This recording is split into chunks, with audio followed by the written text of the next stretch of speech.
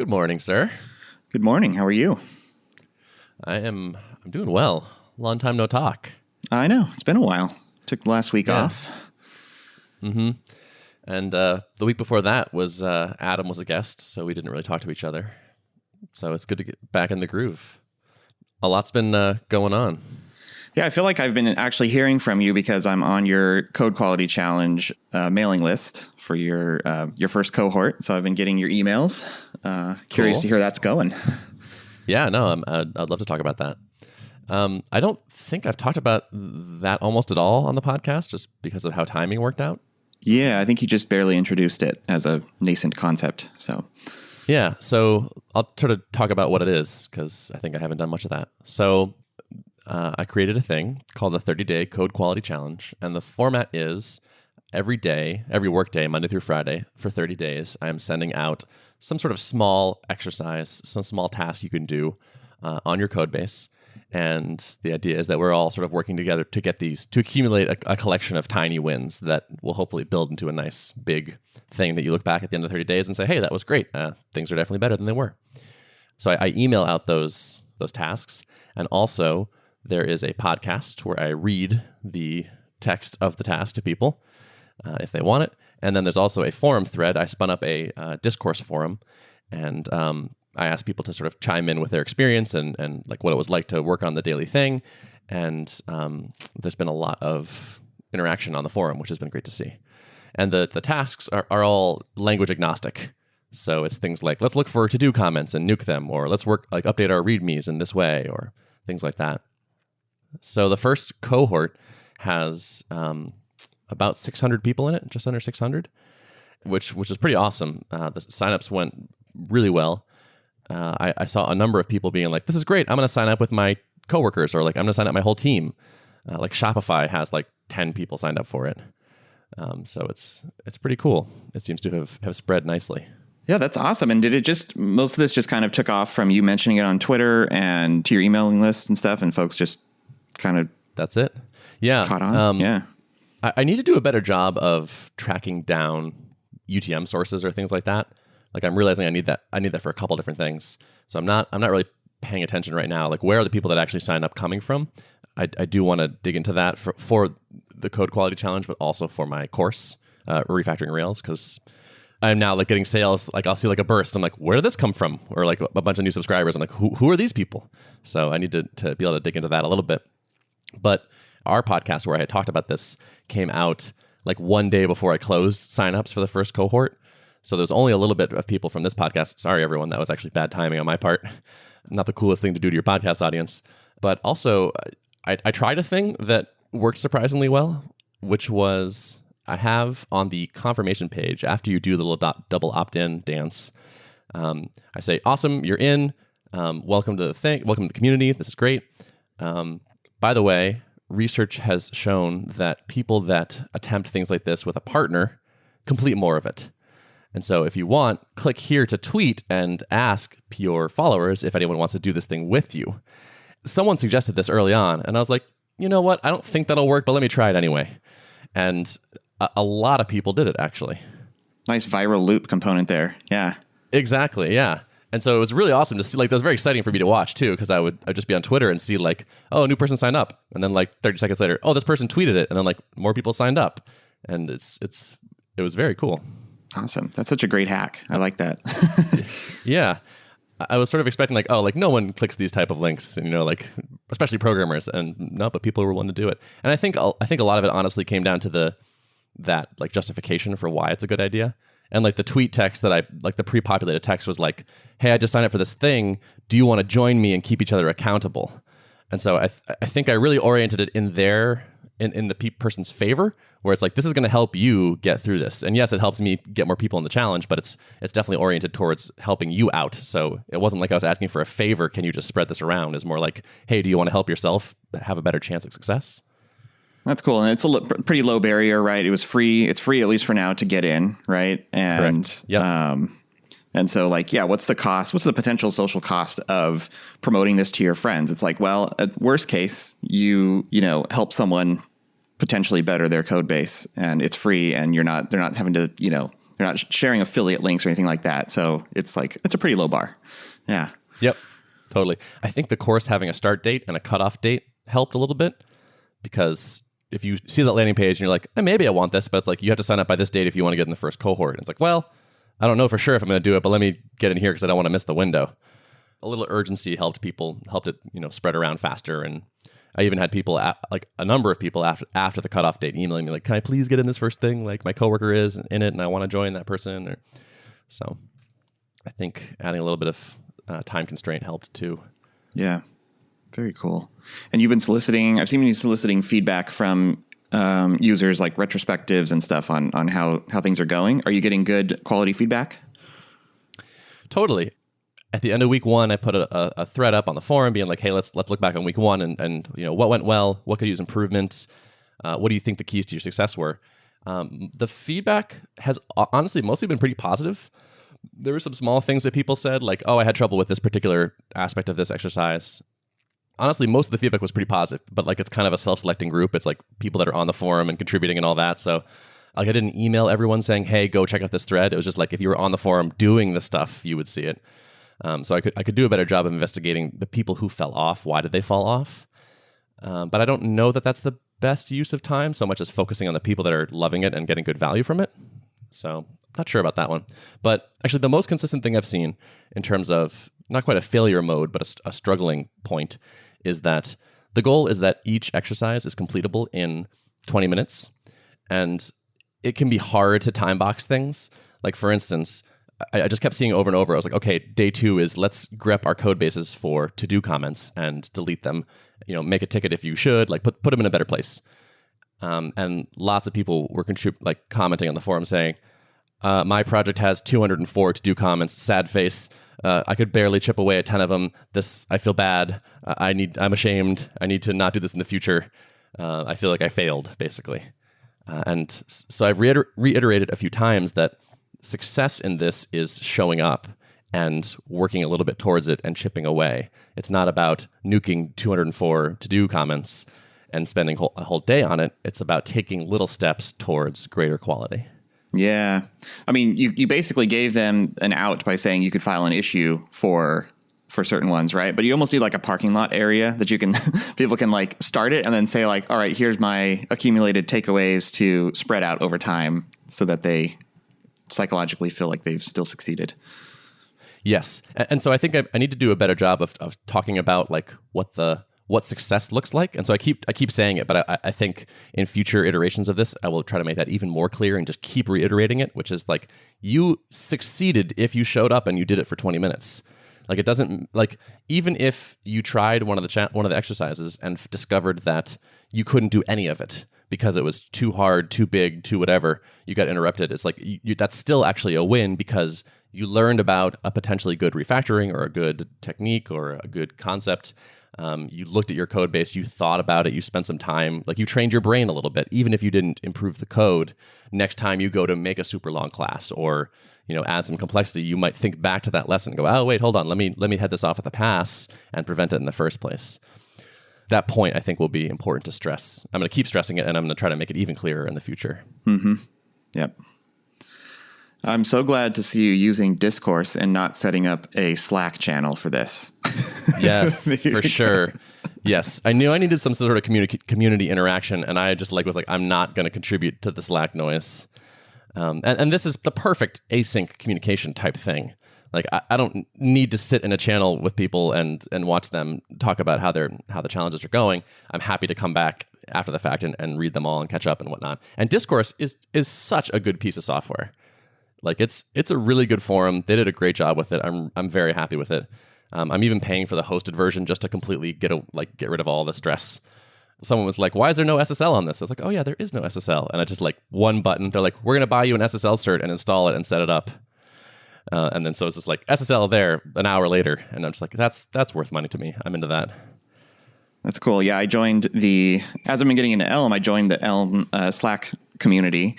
And I wanted to post our job posting there too. They have a jobs channel. So, I've been logged in, had just an open tab on my Slack app, and literally every time I flip over there, and maybe only half a day has gone by, and there's like 1,000 unread messages in like all the channels. So it's like very vibrant, but I don't understand who's actually getting value. I guess it's just people just dropping in, asking questions of whoever's there, and then just contributing to this global timeline of ongoing message thread. But to me, it's like almost useless. Like what, for actually seeing independent lines of thinking or what people are discussing. I have no idea what people are talking about. It's just if I happen to swoop in and contribute to whatever the latest message is. So it's such a mess. Like Slacks like that to me are not useful to idle in. Like you said, it's if you had a specific question and you wanted real-time help and you're fortunate enough to be in the Elm community where people will just help you in real time. It's good for that. But otherwise, like it's almost a shame that all this information is going to be more or less stuck in Slack's world in an unthreaded, unstructured, basically unsearchable format. Yeah. As soon as it's like a couple hundred messages back, it's probably never going to get read again. And if it's searched out, it's going to be out of context. So it's, yeah. Like my discourse forum, actually, I think it might even be public right now. It's like it can be indexable. Like you can have Google index your forum and then, people can find useful topics years from now. Good luck with that on a Slack channel. Right. Yeah, I've totally landed on discourse forums before. I think the Elixir one is a great example of this, where you'll find Jose just interacting with the community a lot. And so there's a lot of like really nice forum threads from the language creator that are easily searchable in Google. So that's been cool. Yeah.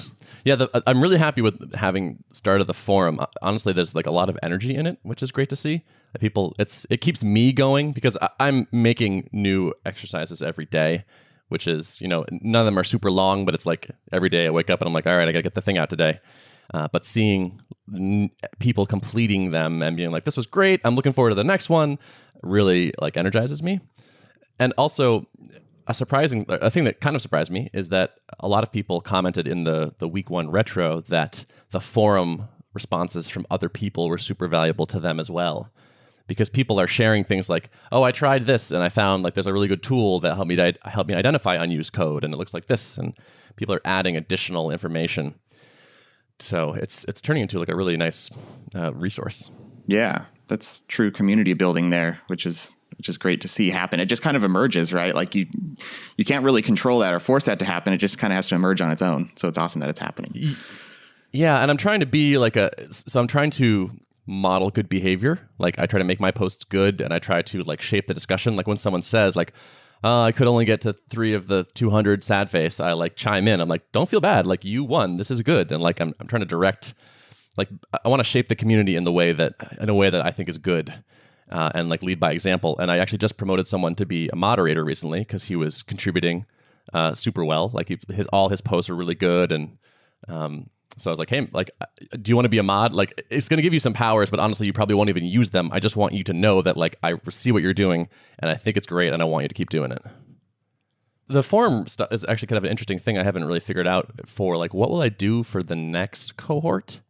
Because there's all this useful information that's tied up in the current cohorts topics. And so do I want to reuse some of those topics and just append to them? Do I want to like link to them as resources? Should we start new topics? Like I think I'm going to change some of the exercises between, like some of them work better than others. So I'll have to try to figure out how to like get use out of that.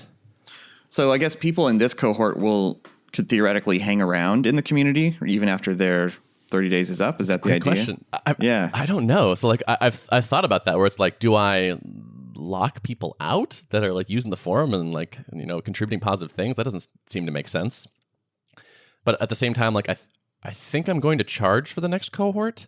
And so I don't know what the future of this looks like in a bunch of ways, actually. So it's going to be interesting to see. Yeah, I could see having each cohort have its own dedicated community essentially, but then maybe you're siloing too much if you do that. But then again, it feels like there is a breaking point where if there's like, 5,000 people in here or something, then like maybe the community is just too large and people are not connecting in the same way that they are right now. So yeah, one thought I had is if/when I run a second cohort, I want to do it even better. And so things I've thought about are like maybe giving. So like right now, there's just this group of like 580 people, which is not really a group. It's like, it's loosely affiliated at best. But maybe in the future, I will divide people up into smaller groups.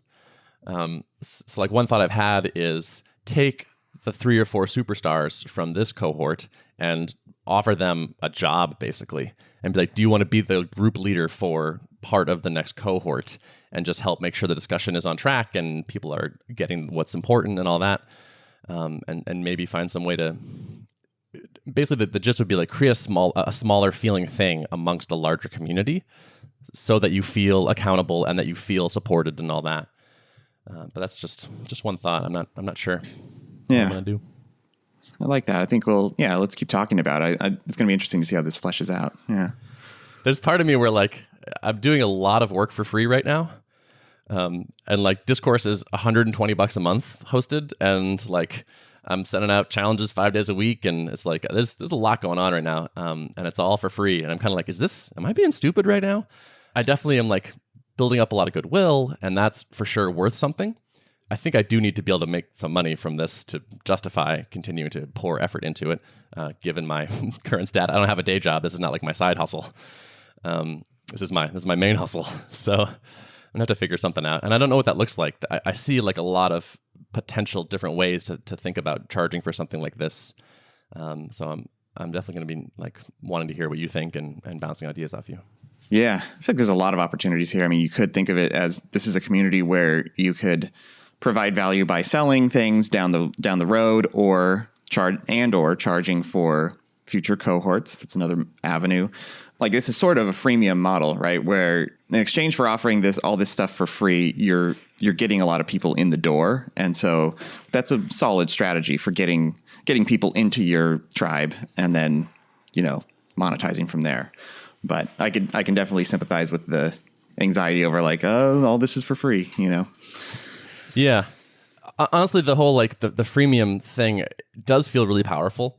Like I haven't launched something that got 600 signups in a couple days ever. And so it's like the fact that it was free and the fact that it had a kind of viral component to it and people were doing it with their friends, like that all feels really useful. And if I were like, and it's $50, like there's just no way it would be even close to that.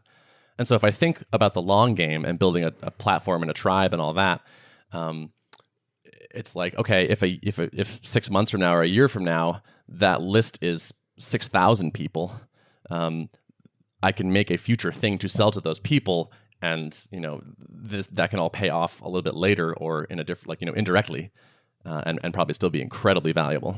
Yep, for sure.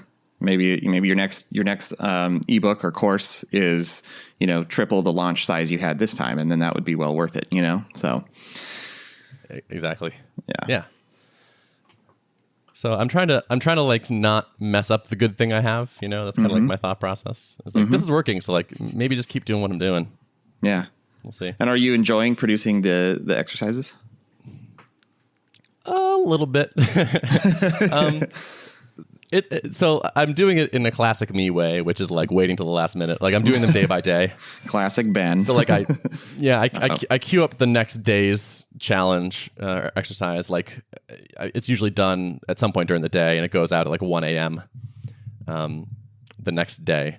So it's like every Sunday through Thursday, I wake up and I'm like, okay, before I go to bed, I have to get this thing done, record the podcast episode, make the forum thread, queue it all up. And I'm some days it's done at 2 and some days it's done at 11 p.m. I'm like doing it in the most stressful way possible, but like that's just kind of, I don't know. I maybe don't need to do it this way, but I tend to do it this way just because I suck at not procrastinating. Yeah. So, well, here we are. It's all right. But future iterations of this will be so easy comparatively. Right. Yeah, because you're building up the content and you can reuse a lot of it. So yeah. Exactly. And so like I'll nuke the worst 10% of exercises and then replace them with new ones.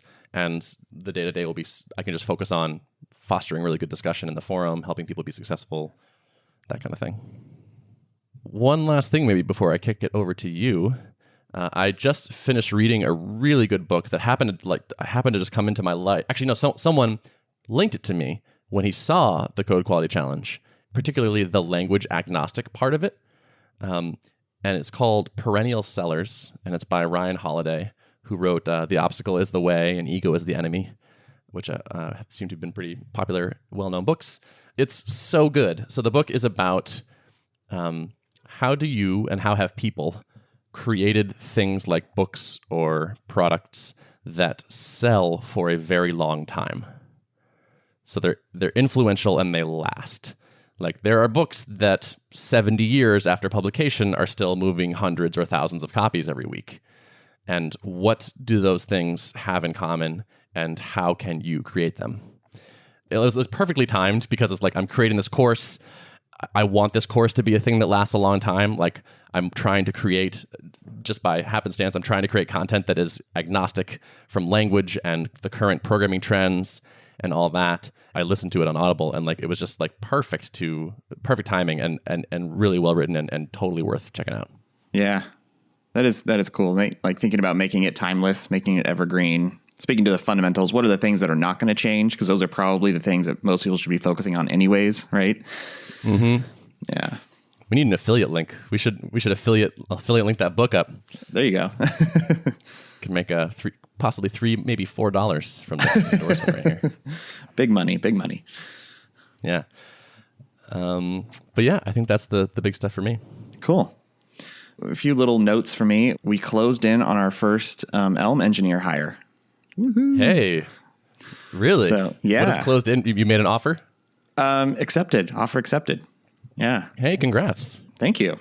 So, and it's interesting the channel through which he came. So we originally posted our job posting through our normal channels, and I think it's hosted on Jazz is the system we use for publishing our job postings, and then our recruiters kind of sprinkle it out throughout, the different various channels, Stack Overflow and LinkedIn and all those places, right? And we were getting some inbound interest, but not a crazy amount. And so we kind of decided to step up the game. And so I posted it in the Elm Jobs Slack channel. And after I did that, someone hit me up on Twitter and was like, hey, just saw your post. You should also post it in this GitHub repository. That was like some person's GitHub profile / Elm Jobs. And, I had a fair number of watchers on that repo. So I was like, all right, cool, I'll do that. They had a basic template on like structure your post this way. So I just copied my post I posted in the Elm Jobs channel and put it there. And within 2 minutes, some guy was like, hey, I just moved back to Minneapolis. I'm definitely going to apply for this. That turned out to be the guy. Yeah, it's funny how serendipitous these things can be. Totally. I love that it was just somebody's random repo. Right, I know. I wonder how, like, that's like the origins of Craigslist, right? It was like Craig just like sent out a list of stuff to his friends in San Francisco, and like eventually it became this huge thing. Right. I wonder if that person might have a job board on their hands. Yeah, seriously.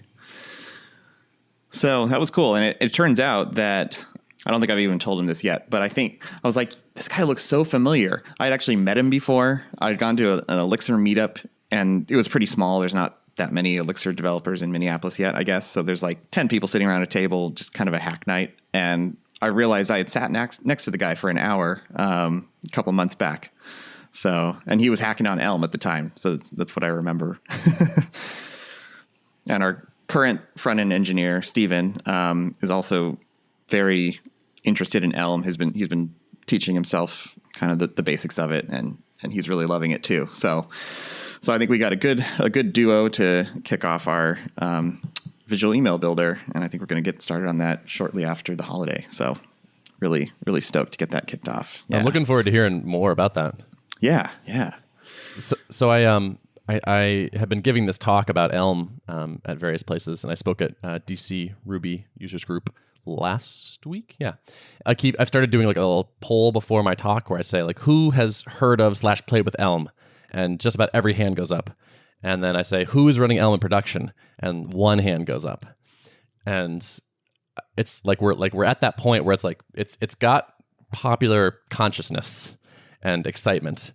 And it's like, but it feels very early on the adoption, like actually adoption by real companies, using it for real, making money off it, basically. I think it's going past that. Like, I think we're crossing the chasm like right now. Mm-hmm. It's exciting to see. Yeah. And you're helping. Yeah. I'm so glad that I'm in a position where I can vet a technology like this and just feel it in my bones that like this is the right one to use for this project, and then just move on it. I feel very happy to be in this type of position. So Does the person you hired have a lot of Elm experience? he's been doing Elm for a few years, I think, like off and on, but not a lot of production Elm experience, I don't think, because I think there's very few who've actually been doing a lot of Elm in production. I think he was at a consultancy for many years, and I think they had used it in a few projects, managed to get the client to agree to let them use Elm in some things. And then he's done some freelancing on his own using Elm on those projects. So some production experience, but quite a bit of just, working with the language on the side and for fun and stuff. So I think he's, far more knowledgeable than me on Elm at this point, which is good. He can kind of be the teacher in our organization. Yeah. Did you give him some sort of like Elm project to do, or like pairing interview or something like that? Yeah, we've been transitioning to almost exclusively pairing to suss out coding capabilities, which has been awesome. We used to do like pay you for 4 hours of your time and build this little thing, and we'll look at the code later. But it's a much higher fidelity to just do pairing with them. So he came in, he didn't even come in because this was kind of a tight turnaround. So we did a video call with him to kind of do the initial technical interview. And then he came in the next day and sat and paired with our other front-end engineer for an hour. And I think he just pulled some Elm exercise off the shelf, and they worked through it together. And that was actually good because, Steven doesn't really know Elm. So this was a good time to suss out, like, can this guy, teach what he knows in a way that's effective? And is he going to get frustrated if he's not understanding the concept? Because we know how unique Elm is compared to other dynamic programming languages. So, and he passed with flying colors. It was great. Cool. So, yeah, that's awesome. Yeah. Thoughtbot has been doing pairing interviews for a long time, and I'm a big fan of it. I think it's a great way to do it. It's tough because it's hard to not make it kind of stressful. Like, having gone through that process as the candidate, it's hard. Like, you're not at your best for sure because you're being evaluated. It's just, you're right. It's high fidelity. It's high bandwidth. It's like not just like, let me see the code you wrote. It's like, let me see how often you were making commits in Git and what those commit messages were, and how you recovered from errors and what your there's just a million little things about that sort of give you information about where someone's at skill wise. Since this is mimicking real life, it's like we don't expect you to have all the APIs memorized of whatever tools you're working with. So how do you Google things? Do you search for things well, or do you get really tripped up by that? And I think just trying to make it known that, like, hey, this is not, I'm not like analyzing your every move. This is, you can relax a little bit. We're just going to work through a problem as if we were working together normally. And I think try to make it as comfortable as possible. And then one other cool thing recently, there was a one-day conference that happened in Minneapolis, and it was actually invite only, I think, because they were trying to keep the audience relatively small, at least for this first year. It was called Chaos Engineering Day, and it was put on by some Netflix engineers who ended up coming to town, and I think it was via DevJam, which is a pretty prominent consultancy in the Twin Cities. And so they came and basically introduced the concept of chaos engineering, and there were a number of talks from folks from different companies who are effectively using it, and it was a really interesting learning experience for sure to learn about what it's all about. So if folks are interested in the concept, you can go to principlesofchaos.org. Quickly to define the term, on principlesofchaos.org, it's defined as chaos engineering is the discipline of experimenting on a distributed system in order to build confidence in the system's capability to withstand turbulent conditions in production.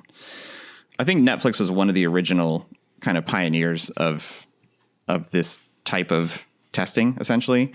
I think the famous example is their Chaos Monkey, which just like randomly terminates instances in production. And I think they started doing that back in 2008 or 2009 when they moved to AWS. One of the more interesting notes that one of the speakers made is that this is kind of like the natural progression of how testing has evolved. Like we started with just manual testing, and then we started doing unit testing, and then we went started doing full integration testing. And this is kind of like a natural extension of that, where it's like now we're testing the system. And the only way to really gain confidence that the system can withstand random failures is if we actually exercise those random failures. So, identify what your steady state is, form a hypothesis about what will happen if certain failures occur, and then actually execute those failures and verify that your hypothesis is correct.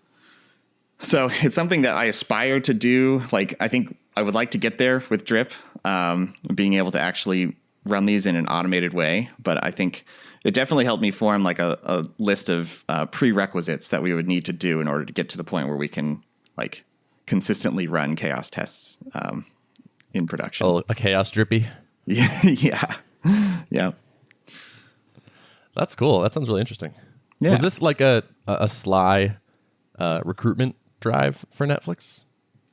I don't know what their motive is. I think to be honest, their motivation is at this point is just to spread knowledge in the industry about what this is. And I think they're trying to, they're very passionate about the practice and trying to turn it into a best practice. And there were a number of like representatives from large companies like Target and Best Buy that were present there. And in my conversations with them, I was like, so what'd you think of the conference? And a number of them said, yeah, I hadn't even really heard of it. Like some of the people on my team have been encouraging us to look into this. So it was like a mechanism for higher level managers of these teams to come and learn about it and at least become open to the idea.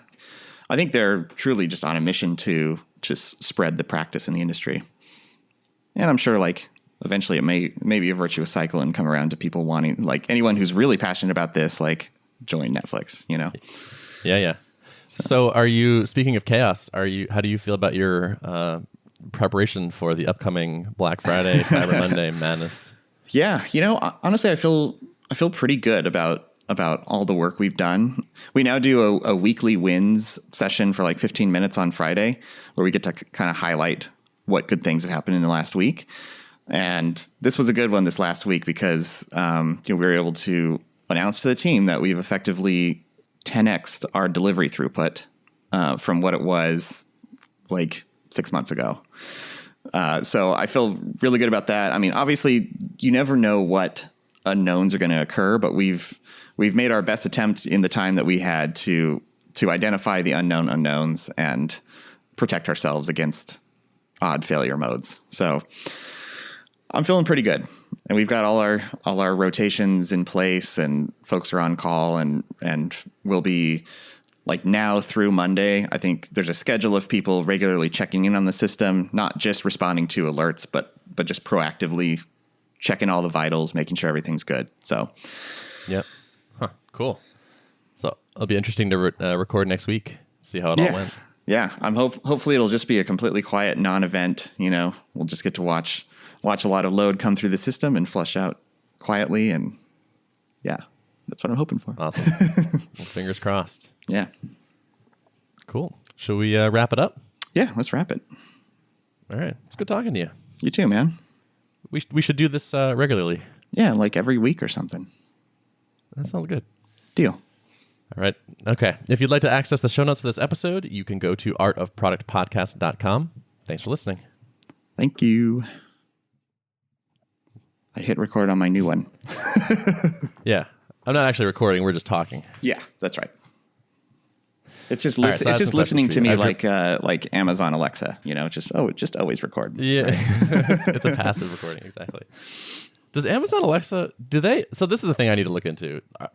Is it constantly streaming the audio to AWS or only when you activate it with the word? That's a good question. I don't know. I hope it's only when you activate it. That feels important. Yeah. Yeah. I hope so too. But like, I'm not aware. I'm like such a classic consumer where it's like, I hope it's doing the right thing. Mm-hmm. I just relied on the collective like hacker community to raise a red flag if there was actually a major security issue here, but I don't know. Yeah. It's probably negligent of me. Yeah, right.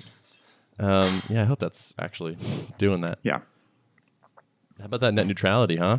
Oh, geez. Are you going to black out drip to raise awareness? Yeah, I don't know. I haven't thought about activism on the Drip website, but yeah. It's just like we got to keep fighting this. God, that's the same damn fight. Like, God, it's so frustrating. Yeah. I know. It's like these like Comcast and AT&T have so much money to possibly gain if they get this through that they can just have teams of people that are always trying to push this thing through. Mm-hmm. And it's like against like the populists, which is just hard to continually whip into the appropriate frenzy to get these things blocked. Mm-hmm. Mm-hmm.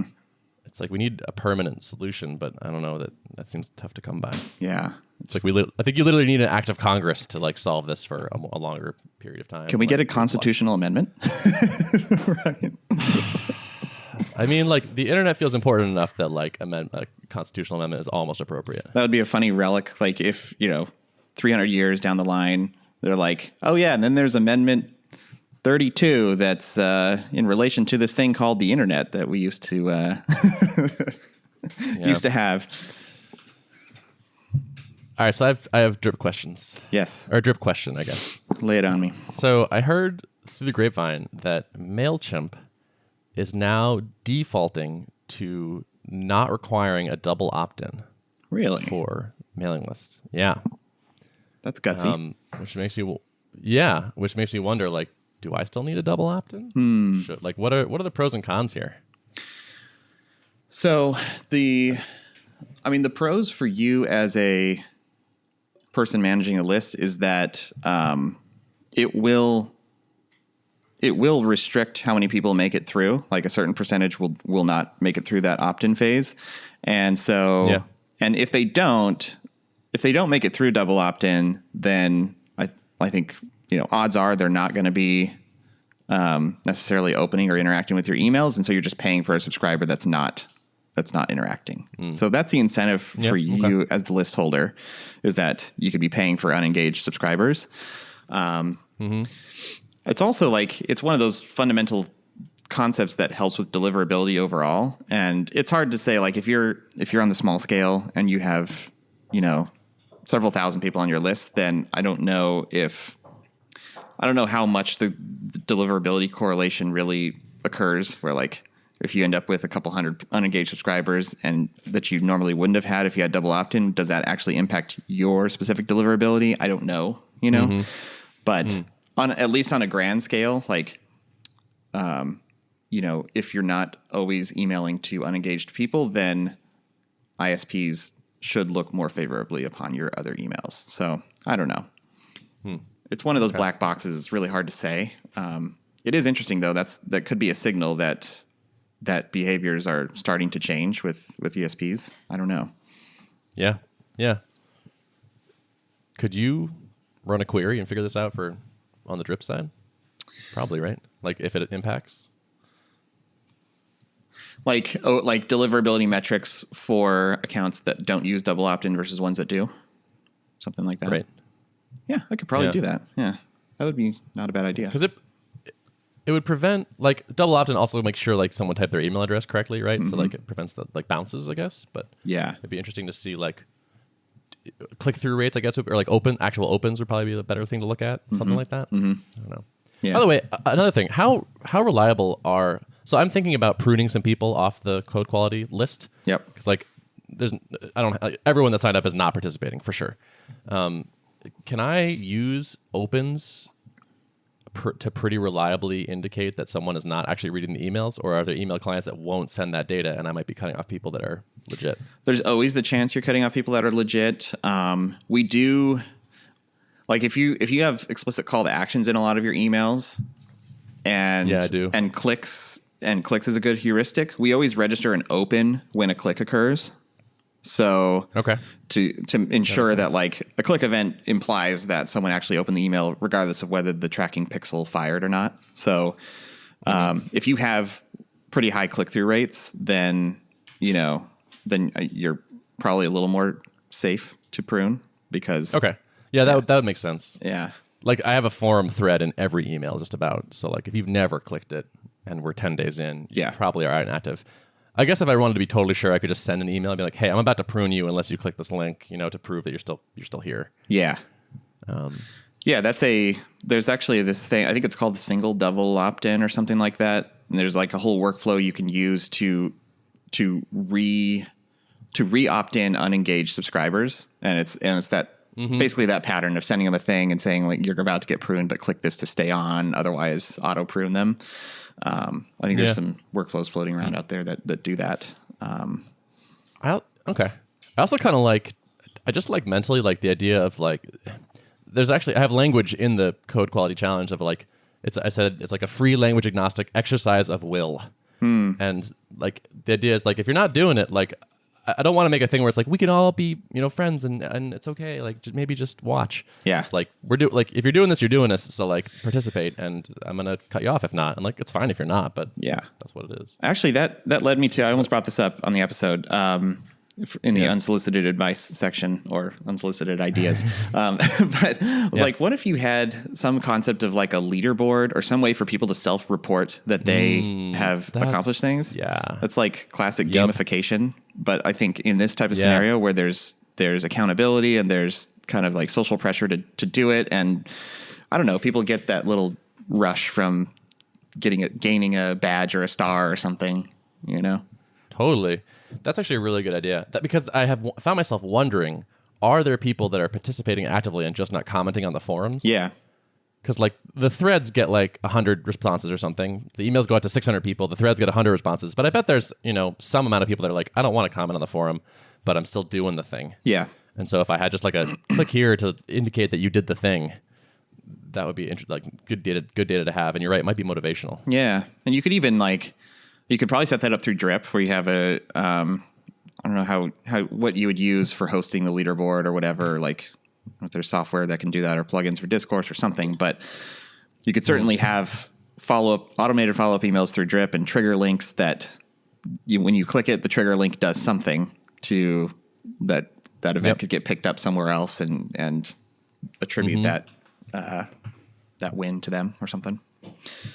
Yeah, that's cool. Yeah, that's a good idea. I'll have to think about that. Yeah. Yeah. Have you tried any of the exercises? I have done. I saw you post in the introductions thread. Yes. So I've been a bad participant and haven't done many of them, but I'm storing them up and I'm planning to circle back to them. And I do think it could be interesting for my team to do them as well. Like I think that could be cool. So cool. Yeah, I'm actually seeing. So I thought about closing the threads after a couple days, like the older, like day one type thing. Yeah. But I'm still seeing people doing them. Like just today, someone was like, I was sick last week, so I'm just getting to this now, but I'm gonna try to do 2 a day until I catch up. Yeah. And so it's like, okay, it's like it's nice if you can do them in real time, but even if not, like I'm creating a list of good to-dos that are worth thinking about it and maybe even doing just some of them. So yeah. It's hard to figure out like what the attitude should be, It's kind of like you missed the window, like the threads close after a week. I know. Like to me, it's better that people do some of it at some point than just be like, oh, I missed a couple days. Now I'm off my cadence. Let me drop out entirely. Yeah, which is what I think will happen. Yeah, I definitely feel like once I missed a few days, then I'm like, okay, I'm going async on these, and I'm not going to necessarily be able to keep up with the cadence. I'm trying to step outside of my own head for a second and think what would have forced me to do them in a more timely manner. I don't know if there's some form of time pressure that would have, like closing the. Well, see, I'm not necessarily one to participate a whole lot in discussion threads, but I know a lot of the folks in your community are, so maybe I'm not representative, but I don't know if that would be enough incentive or if there was.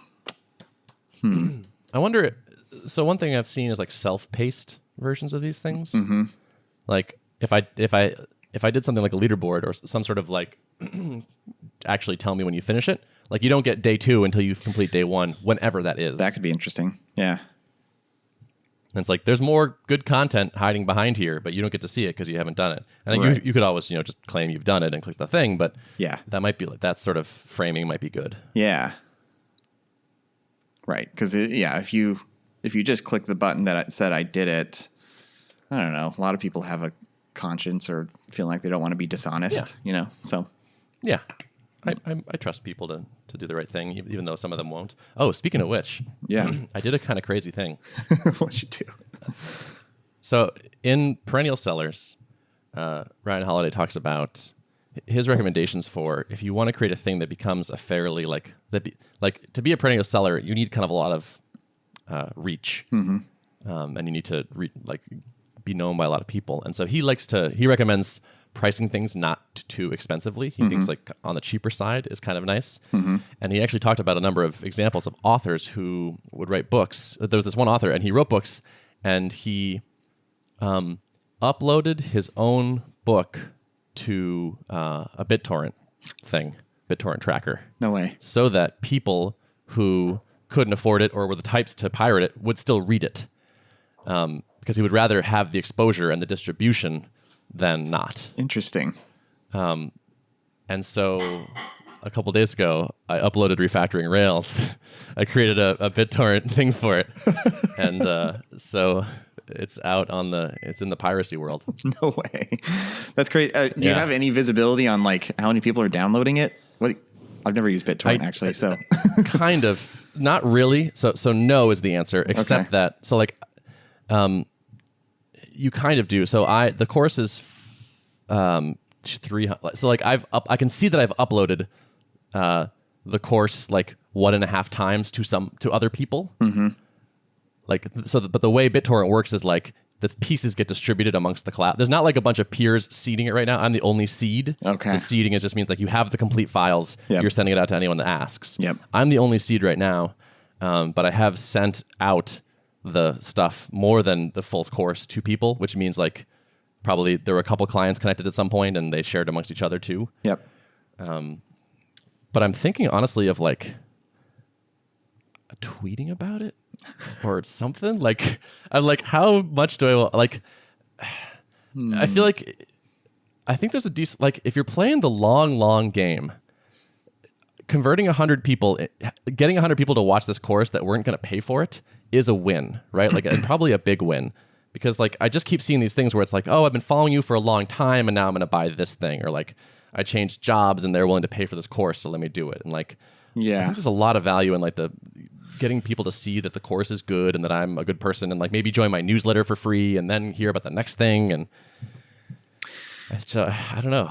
I guess it's like, I don't know if I fully understand the motivations of the people who want to pirate things like that. Like, are they people who would be open to ever buying something, or are they always just looking to get stuff for free? You know, I guess that's the only thing. Like it could, and maybe it only, so I don't know if it only works at scale where like you're really going for like, just pure name awareness and getting eyeballs on your stuff. I don't know if at a little bit more niche scale, like does that still work, or are you just going to be basically catering to people who are too cheap to buy and will never be in your paying customer category? Yeah. I don't know. If they're never going to be a paying customer, then there's no negative to giving them the stuff for free. Yeah. Then there's only a benefit, which is they then maybe they know who I am and they say something nice about me to someone else or something, you know? Fair point. My guess is like, because I am not a faceless company and this is like Refactoring Rails by Ben, I think people would not want to pirate it, knowing that it affects me directly. Like the people that are kind of in my audience, I feel like would kind of tend towards being like, I'm gonna do the right thing and pay for it if I like this or want this. Yeah. And it's not too expensive. But if you're like, I like Ben, but I live in Mongolia or whatever, and like we have a terrible exchange rate, and you know, it's just I'm never going to be able to afford the thing. Like I said on the Ruby on Rails podcast, like if you can't afford this, like this is priced for U.S. developers or like EU developers, and so like if you can't afford it, just email me and I will give you a discount. Yeah. And this is just kind of like, let me make it even easier. Yeah. So. That's interesting. Actually, this reminds me. So I was digging in a little bit to the Discourse business model because what's intriguing to me about them is that all their software is open source, and yet they've built a company. I mean, so they published these numbers in an Indie Hackers interview that they did a while back, a couple months ago, I think. And I think they're at somewhere like 120,000 a month MRR, which is healthy. It's like I would expect it to be much higher based on how many years they've been at it and the funding they've raised and stuff. So it's like, I wonder if they're stifling their growth by having, by making it open source. But on the other hand, the points he makes about why they're doing that is like, okay, there's people who are in the market to buy software, and then there are people who are just, want to hack on it, and people who just want to use it for something non-commercial. And if those people are never going to buy your software anyways, then why not just let them have it for free? And conversely, companies want support. They don't want to deal with setting up infrastructure. They don't want to, manage their own, redundancy and make sure this thing stays up. They just want to pay. Like companies have money and are willing to exchange dollars so that they don't have to, all of a sudden start maintaining this hosted version of this software, right? So it's like sell to the people who are in the market to pay, and everyone else can just have it for free. And that's pretty intriguing. Yeah. I mean, if you think about it, it's open source is marketing. And so. Yeah. Yeah. Yeah, I agree with that. So I've been thinking. And like, if you get discourse spread around the world, like when people land on a discourse forum, they know how to use it and it's familiar. Yeah. And they're like, oh yeah, this is I know this thing. Right. And when you went to Endeavor to set up your discourse thing, you decided it was worth the money to just pay for the hosting as opposed to fiddling with standing up your own instance. Totally. But I first found discourse because we needed a forum on Upcase, and we got the open source version and hacked in our own. At that point, they didn't support single sign-on. Yeah. And so because it was open source, we hacked in our own single sign-on so we could have them, not create another user account, and then ran that for a while. And then they added single sign-on themselves, and we're like, let's not mess around with this anymore. And they migrated us off, and Upcase will pay Discourse $100 a month forever. Yep. And it came in through the free channel. Yeah. It's pretty powerful, I think. It's something I've been giving a lot of thought to about, future endeavors, like what alternative models are there to just purely commercial SaaS? And yeah, it's pretty interesting stuff to dig into. Yeah, totally. So yeah, I'm honestly thinking about publishing or like publicizing my torrent. Be like, hey, like if you can't afford it, download it. Yep. If you want to sample it, download it and maybe buy it if you like it. Or just like, I think my sales burst has happened. I have some, like, there are probably some other things I can do to get some more sales, but now at this point it's a trickle. Yep. And so it's like, how can I get another 1,000 people or a few hundred people to watch this course? Yep. Because I think that will only work really well for me in the end. Yeah. Over the longer term. Yeah. It would be a gutsy move for sure. Maybe that's my Black Friday sale. Yeah. Yeah. Yeah. But I don't know. I kind of like it. I like weird stuff like that. And it's like notable. Like people would probably be like, wow, that's interesting. Like they might spread it around or share it or something. Nice. Yeah. Yeah.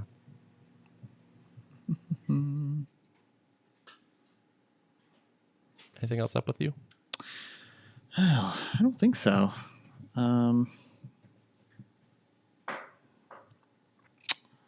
Yeah, enjoying taking a little time off. So I'm pulling back a little bit this week. I'll be around for Black Friday, like watching my Slack and stuff. But of course, it's great. It's a great feeling to have a team who's capable, far more capable than me at this point, to keep our infrastructure healthy. That's a nice milestone to cross. Definitely. Yeah.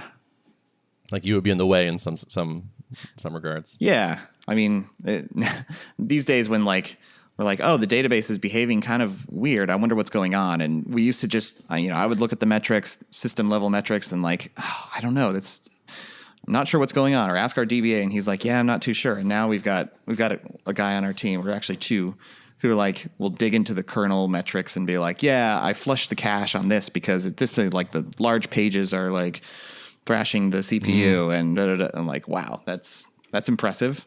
That's like hardcore SRE type stuff. And it's nice to have some of that knowledge on the team. So definitely. Well, you've arrived. Drip is growing up. Yeah. Totally. It's a torrent, not a drip anymore. Yeah. Dude, the drip.com domain is so legit. Every time I go to it, I'm like, 4letter.com. It's just awesome. Like, that's real. Oh, did you hear? Did you see the D.RIP relaunch? What? Yeah. No. So, Kickstarter bought. So Drip.com used to be an indie music sharing site. Okay. It was like some startup. I think they started after we got started, but shortly after. And I think they raised VC money, probably ran out of cash, did a fire sale. That's when we scooped up the domain, is when they had basically shut down. Oh. And I think Kickstarter scooped up the team that was running it and just last week relaunched it as a competitor to Patreon. And they got the domain D.RIP. And they're still calling it Drip. And I don't fully understand this because, I mean, I don't think we're known everywhere, but, you know, Drip is becoming a pretty popular name in the marketing space. And I think a lot of folks who would be using a Patreon like service may also be doing marketing. So it's not like a direct overlap or anything, but it's a little bizarre to cloud the headspace of users by using the same name. I don't know. Yeah. Interesting. Well, you have a legal team now, right? Yeah. Yeah. I mean, I'm sure that would be a colossal waste of time to pursue that legal action on that, but it is, I don't know. It's just unfortunate, I think. It is.